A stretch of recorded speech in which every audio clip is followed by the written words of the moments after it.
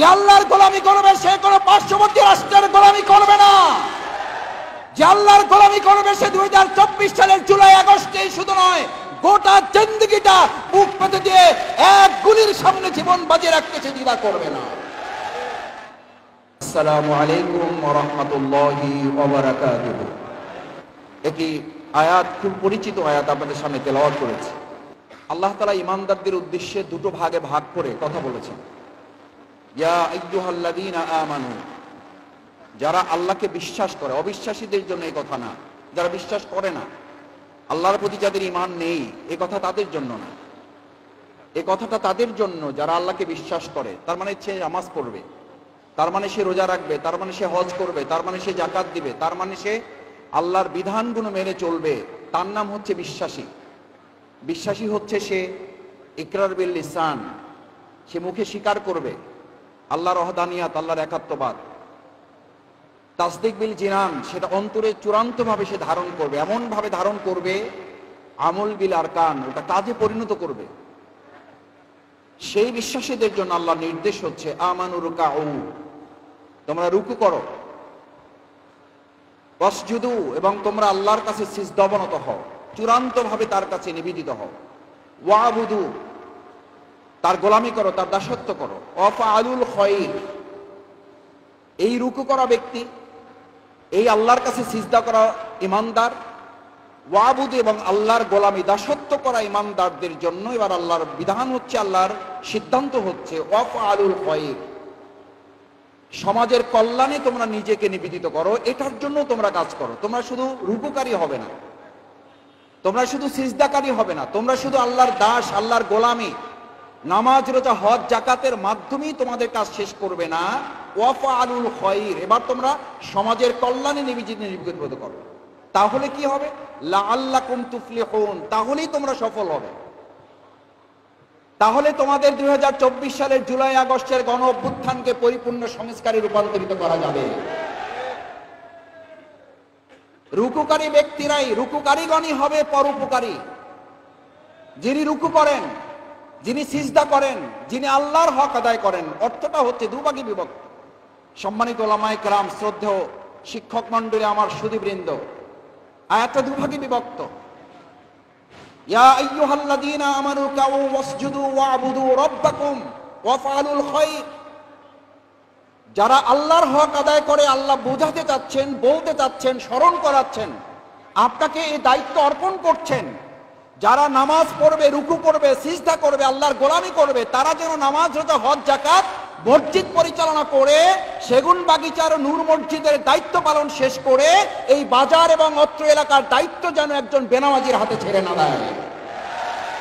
কারণ আল্লাহ আমাদের এই মানব জাতির প্রবৃত্তি তিনি জানেন, এবং সে কারণে তিনি স্মরণ করাচ্ছেন যে রুকুকারী হবে সে আল্লাহর জমিনে মানুষের পরোপকারীও হবে, যে সিজদাকারী হবে সে আল্লাহর জমিনে মানুষের কল্যাণকামীও হবে, যে আল্লাহর গোলামি করবে সে মানুষকে আল্লাহর গোলামি ছাড়া অন্য কোনো গোলামের জন্য তাকে প্রস্তুত করবে না।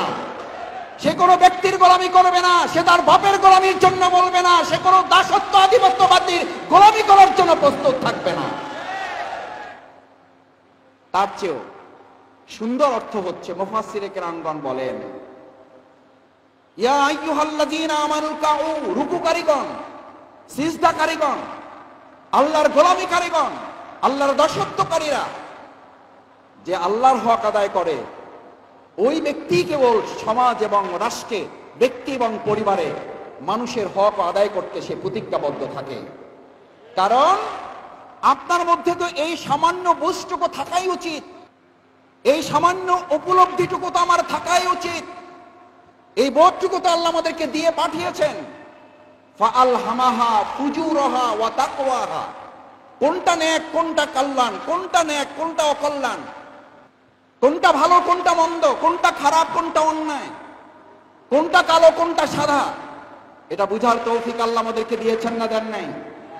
আচ্ছা, আপনাকে একটা সামান্য কোশ্চেন করি, একটা বিবেকের কাছে আপনার কাছে জানতে চাই, সম্মানিত সুধীবৃন্দ, আমার শ্রদ্ধেয় মুসল্লিয়ানে কেরাম, সেগুন বাগিচার ব্যবসায়ী নেতৃবৃন্দ, ভাই এবং বন্ধুগণ, যে ব্যক্তি ঈমানদার হওয়ার পর, আল্লাহকে বিশ্বাস করার পর, আল্লাহর হক আদায় করে না, আল্লাহর হক ঠকায়, আল্লাহর হক ফাঁকি দেয়। মসজিদে আজান হলে সে মসজিদে নামাজ পড়তে আসে না, নামাজ ফাঁকি দেয়, জামাত ফাঁকি দেয়, রুকু ফাঁকি দেয়, সিজদা ফাঁকি দেয়, আল্লাহর গোলামি ফাঁকি দেয়। ওই লোক আপনার হকে ফাঁকি দেবে না, তার নিশ্চয়তা পৃথিবীতে কে দেবে আপনাকে? একথা খুব সহজভাবে বোঝা যায়। আল্লাহর হক আদায় করে না, সে নিশ্চিতভাবে বলা যাবে সে মানুষের হক আদায় করবে না।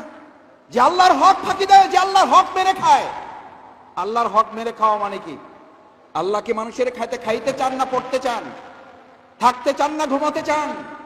আল্লাহর হক হচ্ছে আল্লাহ তাআলা যে বিধান দিয়েছেন, আলা লাহুল খালকু ওয়াল আমর, আইন যার, সৃষ্টি যার, আইন চলবে তার। এটা হচ্ছে আল্লাহর হক।